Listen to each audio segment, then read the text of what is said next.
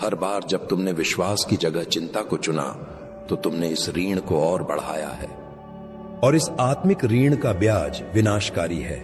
यह तुम्हारे जीवन में चिंता, भय, शर्म, अपराध बोध और असुरक्षा के रूप में जमा होता है।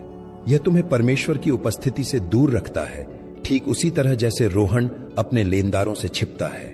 आदम ने बगीचे में यही किया था। जब उसने पाप किया तो वह मेरे पिता से छिप गया। तुम प्रार्थना करने की कोशिश करते हो, लेकिन तुम्हारे शब्द छत से टकराकर वापस आ जाते हैं, क्योंकि तुम्हारे और पिता के बीच अपराध बोध की एक मोटी अदृश्य दीवार खड़ी है। तुम जानते हो कि तुम योग्य नहीं हो, तुम जानते हो कि तुम असफल हुए हो, और यह एहसास तुम्हें पंगु बना देता है।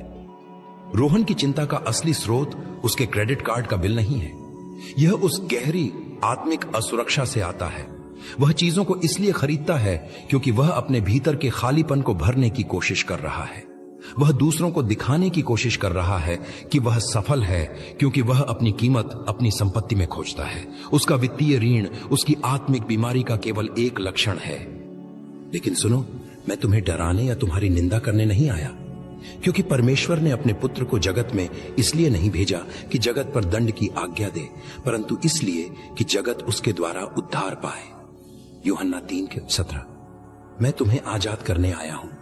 याद करो मेरा वह वचन जो तुम्हारी आत्मा का कंपास है, जो हर समस्या का सच्चा उत्तर है।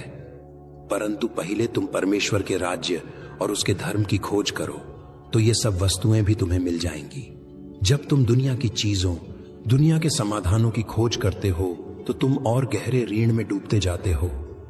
दुनिया रोहन को क्या सलाह देगी? एक और लोन ले लो ताकि पुराने लोन चुका सको। और ज्यादा मेहनत करो।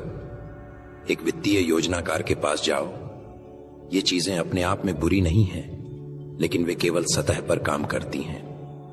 वे एक कैंसर के मरीज को दर्द की गोली देने जैसी हैं। वे अस्थायी राहत दे सकती हैं, लेकिन वे बीमारी को ठीक नहीं करती।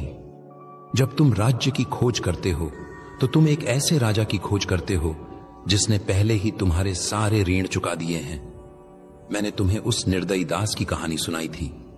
वह राजा के सामने लाया गया और उस पर 10,000 तोड़ों का ऋण था। वह उसे चुका नहीं सकता था, इसलिए राजा ने उसे उसकी पत्नी और बच्चों को बेचकर ऋण चुकाने का आदेश दिया।